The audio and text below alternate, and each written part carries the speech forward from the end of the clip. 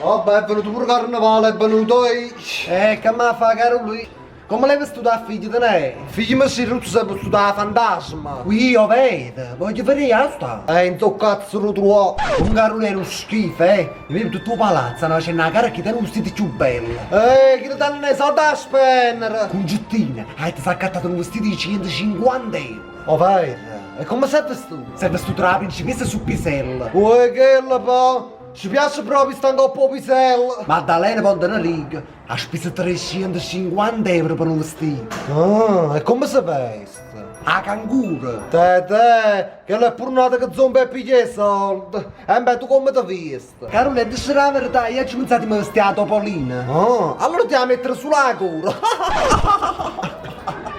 E già sei. Beh, tu come ti vesti?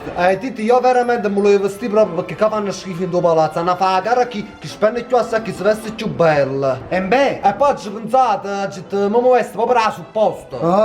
E perché? E così ci metto in culo a tutto quanto.